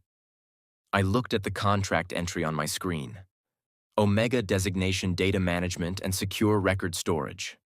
The words sat there in plain federal database font, completely ordinary, the way the most significant things always looked. Like nothing. Like bureaucracy. Like a filing system that just happened to contain the documented proof of what I was and what someone had decided to do with that information. "The loudest one," I said, "is that Nathan Voss looked me in the eye this morning and said, 'We believe you are not an error.' And either he already knew exactly what my file said and meant it anyway, or he did not know, and I am about to walk into a conversation that is going to be very uncomfortable for everyone involved." Dara was quiet for a moment. "Which possibility scares you more?" I thought about that honestly. The way Caleb had looked at me with those quartz eyes and said he already knows like it was settled. The way Nathan had said, "We are going to fix what was done to you," with the weight of someone who had already made the decision before saying it out loud. "The first one," I said. "Sir, because if he already knew and still said it, that means he meant it, and that is significantly harder to dismiss." Dara nodded slowly. She did not say anything else about it. That was one of her best qualities. She knew when something needed time to breathe rather than analysis. I picked up my phone. I stared at Nathan's contact for a full 30 seconds. Then I called him. He picked up on the second ring. Not the third. Not after a pause. The second, which from a man like Nathan meant he had been holding his phone. "Eli," he said. "Did you know?" I said. No preamble, no softening. "When you found me on PCH, when you ran my designation file, did you already know about the records contract, about what VSH stores?" Silence. Not the silence of someone deciding whether to lie, and the silence of someone deciding how much truth to give and in what order. That distinction mattered. I knew the difference in my bones. "Yes," he said. The word landed flat and clean and took up a lot of space. "How long?" I said. "We discovered the contract scope 4 months ago," he said. "During an internal audit. We did not commission it. It was inherited when we acquired the subsidiary 3 years before that. When we understood what it contained, we began a review of every file stored under it. Including mine. Including yours. A breath. Eli. What we found in your file is part of why the crash was not random. Someone knows we found those records. Someone knows we have been quietly building a case to challenge the classification methodology that was used on several hundred Omegas over the past decade. Someone does not want that case completed." The room tilted slightly. Not physically. Just the sensation of a picture frame you thought was straight turning out to have always been crooked, and now that you had seen it, you could not stop seeing it. Several hundred Omegas. Not just me. Not an anomaly or a filing error or the universe being casually cruel to one person on a Tuesday. A methodology. A system. Deliberate, repeated, documented suppression of omega designations that did not fit someone's preferred categories.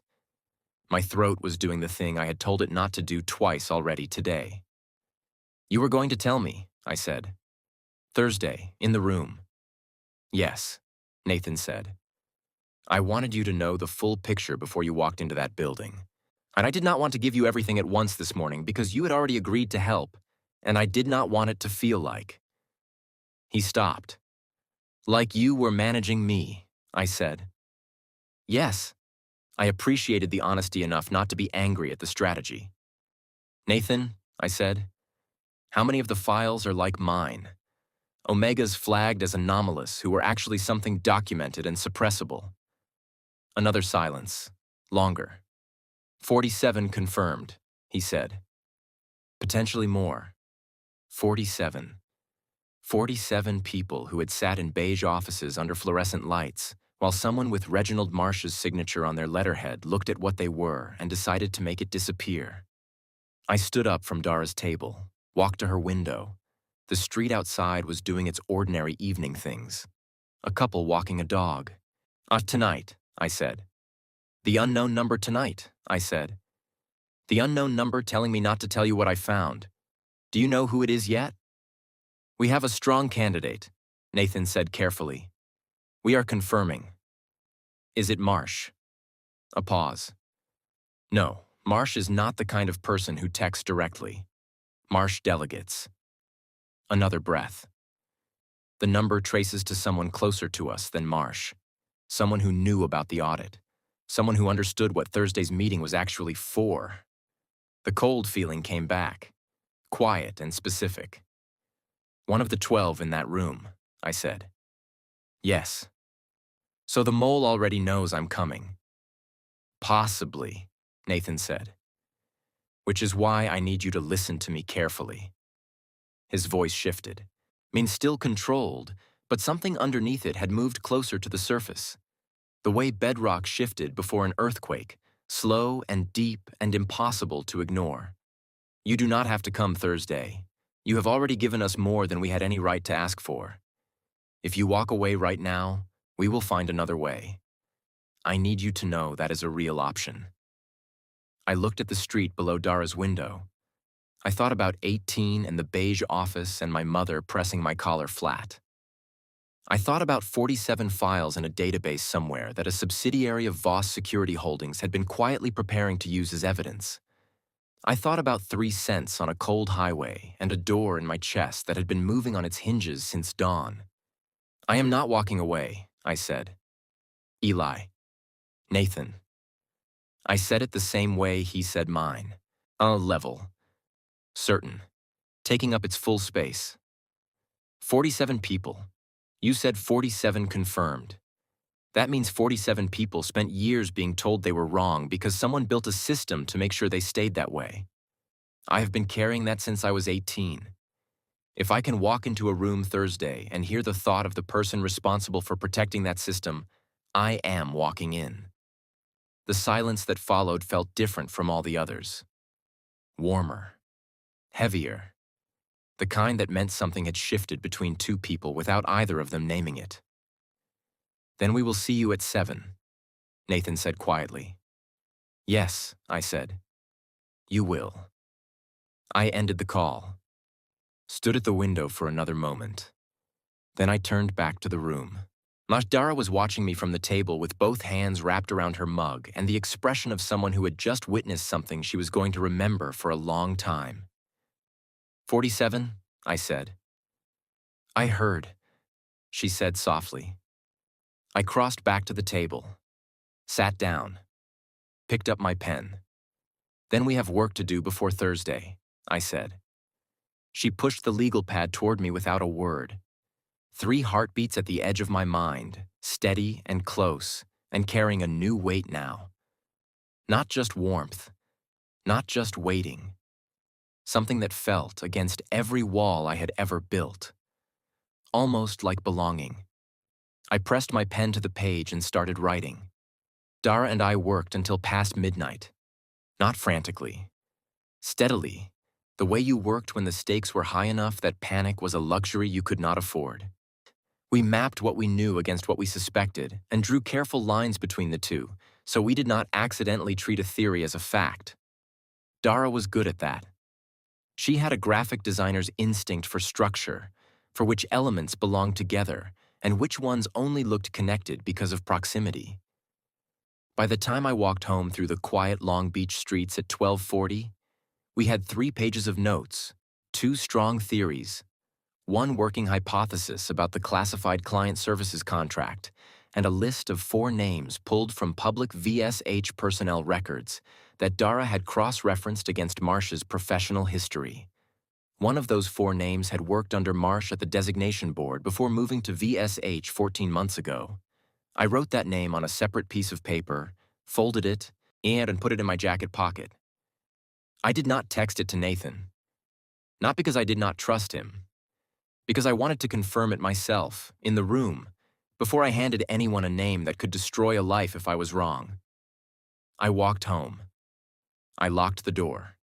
Hendricks was waiting on the kitchen counter again, the food bowl empty, the expression accusatory. "I fed you before I left," I said. He looked at the empty bowl, looked at me. "That was your second dinner," I said. "You do not get a third." He walked into the bedroom with great dignity and got on the bed, which he knew he was not supposed to do, and I let him because it was almost 1 in the morning, and I was tired in the specific way that lived behind the eyes. I lay on top of the covers next to my cat and stared at the ceiling and did not sleep for a long time. Not from fear. Nobody had pulled me here. Nobody had. Nobody had pulled me here. Nobody had manipulated me into it. I had gotten out of my car on PCH and I had told Nathan the truth in a coffee shop, and I had called him back when the unknown number tried to create a gap. Every step had been mine. That helped. More than I expected it to.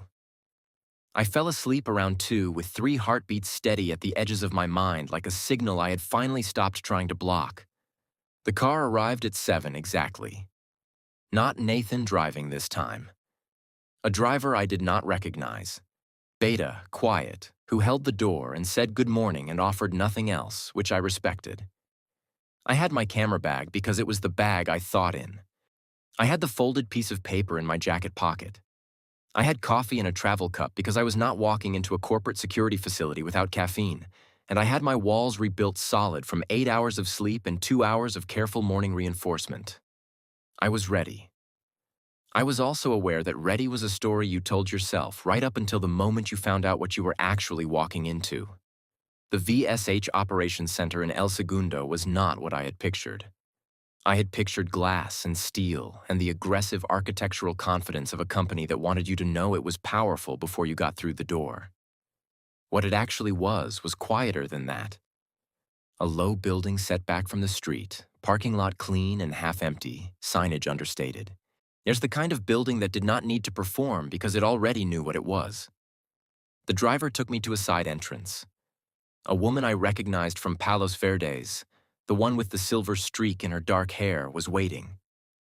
She introduced herself properly this time. Vera, head of internal operations, tone efficient and not unfriendly. She walked me through 2 security doors and a corridor that smelled like climate-controlled air and new carpet, and brought me to a room I would describe as an upscale observation booth. One-way glass along the full left wall looking into a conference room. A single chair. A small table with water and a second coffee I had not asked for but was deeply grateful for. An earpiece in a small case on the table beside it. "The meeting starts in 11 minutes, Vera said. "Nathan is already in the room. The earpiece connects you directly to him. Speak at normal volume. He will hear you. No one else will." She looked at me with the assessing expression I was starting to recognize as the Voss default setting. "Do you need anything?" "I am good," I said. "Thank you." She nodded and left me alone. I sat down, put the earpiece in, looked through the one-way glass at the conference room filling up on the other side. 12 chairs around an oval table. People filing in with the particular energy of a meeting everyone knew was officially routine and unofficially not. tablets and coffee cups, and the careful social performances of people who work together and were currently deciding how much of that to perform. I cataloged faces against the names from Dara's list. 3 matched immediately. The 4th walked in last, on 2 minutes before the hour, and sat at the far end of the table with the specific ease of someone who had decided the best camouflage was normalcy. My walls were solid. My walls were carefully, deliberately solid. But the moment that person sat down and the room settled into its pre-meeting quiet, something leaked through anyway. Not a full thought. A texture. The specific sour-edged anxiety of someone performing calm over something much less calm underneath. I knew that texture. I had felt it on my landlord before I knew about the affair. On my coworker before I understood the debt.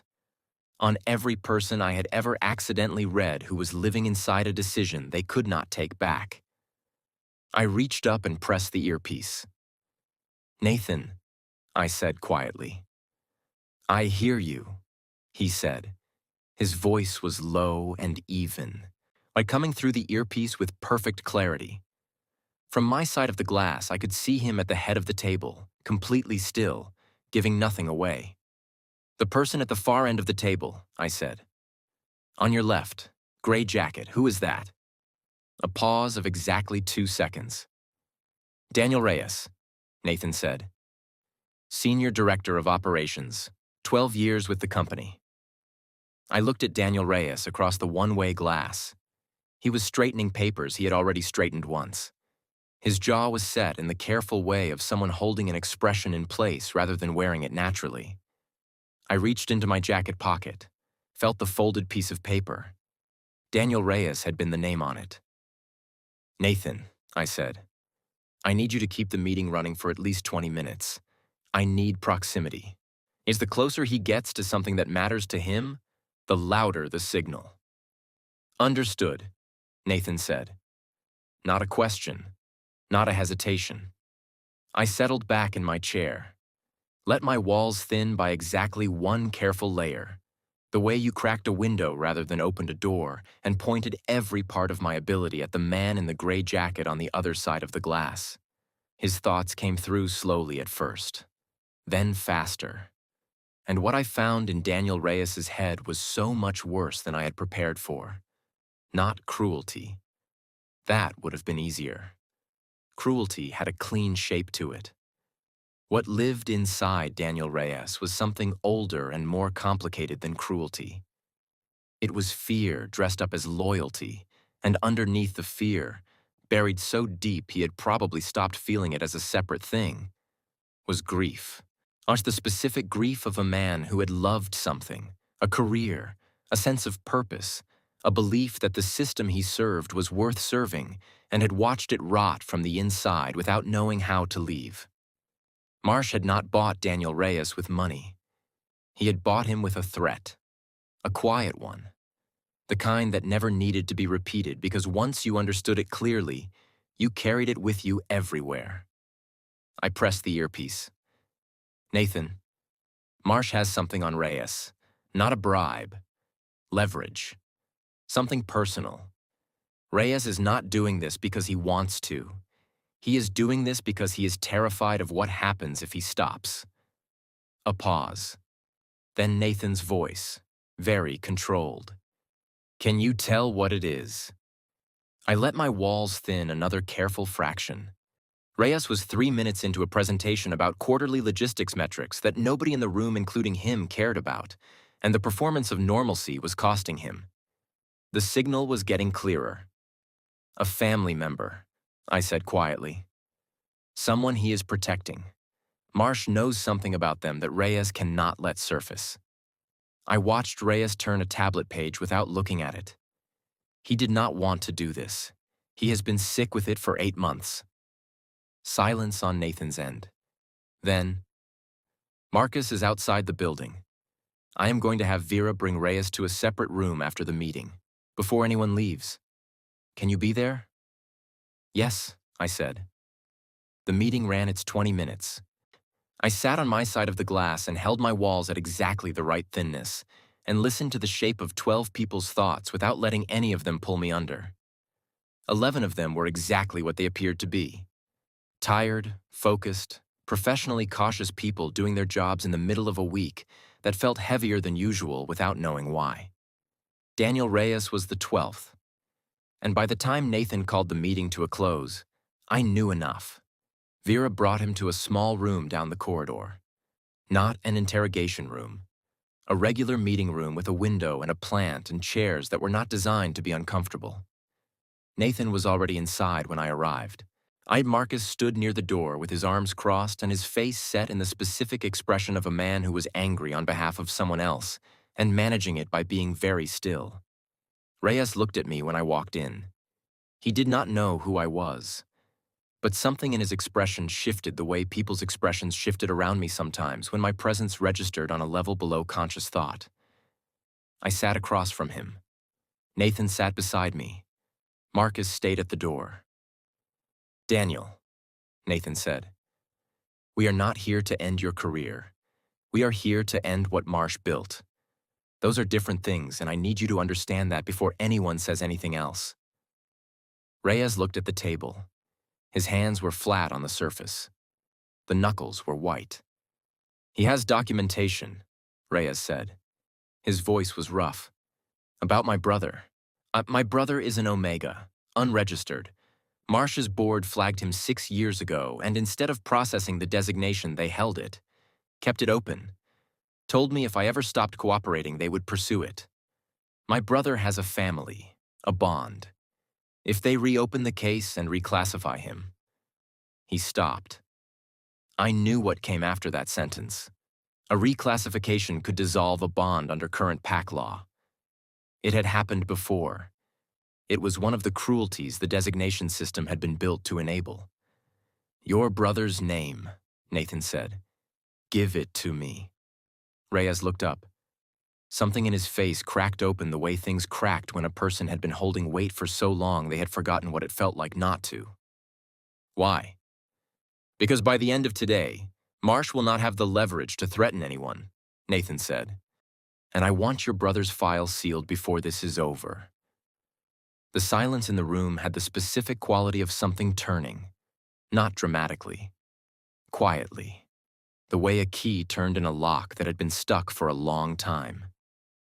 Reyes gave the name. Nathan typed something on his phone. One message. Sent.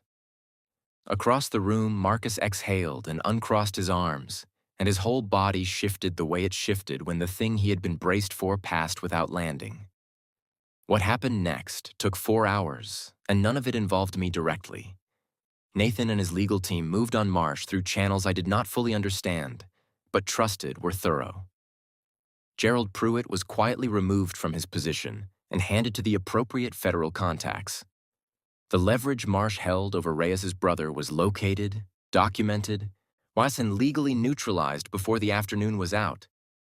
I sat in the lobby with a third coffee and texted Dara a running commentary because she deserved it and because I needed the anchor of her responses, which ranged from factual to deeply invested, to one that was just 3 exclamation points and a single word that I will not repeat here, but accurately summarized the emotional register of the situation.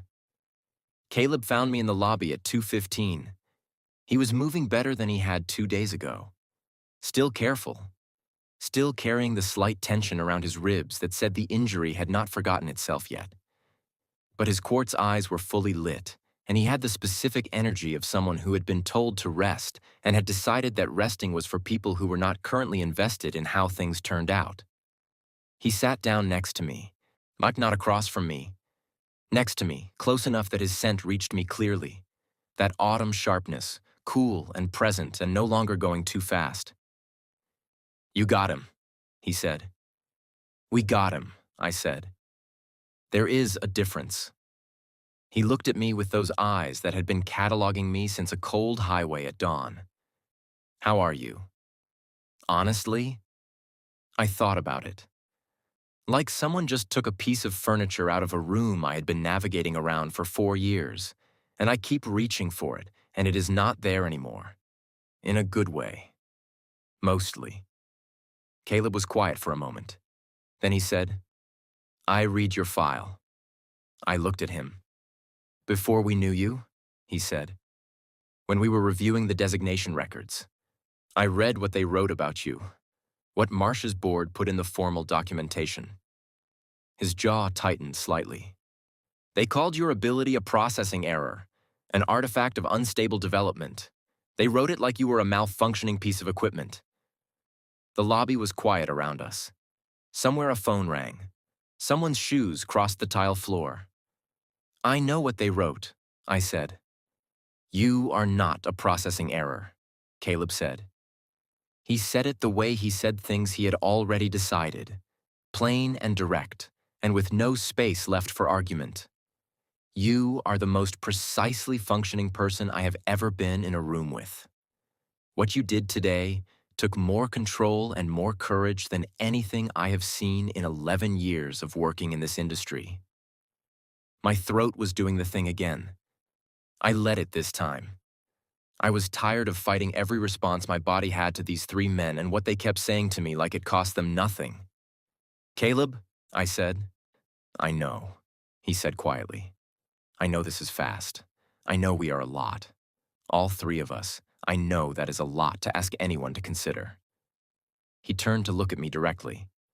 "But I have been running intelligence for over a decade, and I know the difference between a coincidence and a pattern. You stopped on that highway. You told Nathan the truth instead of protecting yourself. You walked into this building today for 47 people you have never met. That is not random, Eli. That is character. And we want to know you. All of you. For as long as you will let us." I looked at him for a long moment. Then I said, "You are going to have to buy me better Thai food than what Marcus described." Caleb laughed. It was the first time I'd heard it, full and unguarded, and it was the kind of laugh that made a room feel warmer. "Done," he said. "Chuck immediately. Nathan will complain that we are not debriefing properly, and Marcus will eat everyone's leftovers, and you will somehow make both of those things funny, and it will be the best Thursday evening I have had in years." He was right. It was.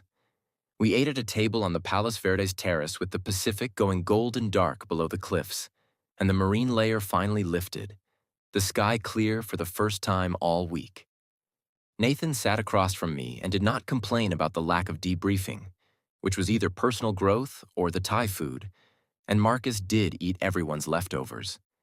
And I did make it funny, and all three of them looked at me across that table like I was something the world had been withholding from them and had finally let go. I thought about 18 in the beige office. I thought about the certified letter. I thought about 22 years of noise and walls and a group chat I could never leave. I thought about a door moving on its hinges. I let it open. Not all the way.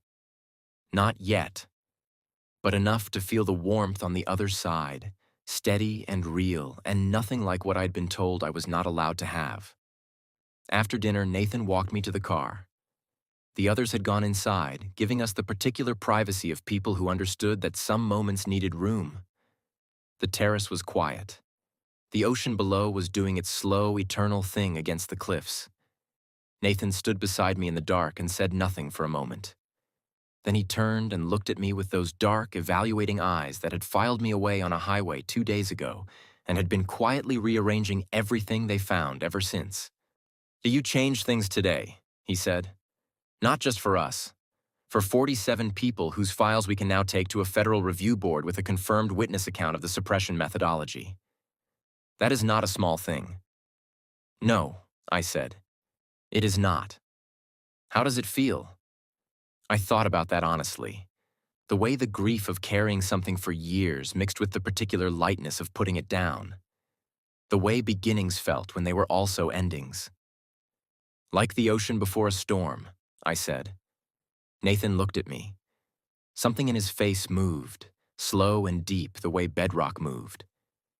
Then he reached out and his hand found mine in the dark, not grabbing, just present, warm and certain and staying. I looked down at our hands, looked back up at him. "Nathan," I said. "I know," he said quietly. "We have time." We did. For the first time in 22 years, I believed that. 3 heartbeats at the edge of my mind. No longer at the edge. No longer waiting. Home. Thank you for watching this story to the end. If you enjoyed this story, you will surely love the next one. It's as crazier and more intriguing as can ever imagine. So do check it out. Hit subscribe. The next story drops soon.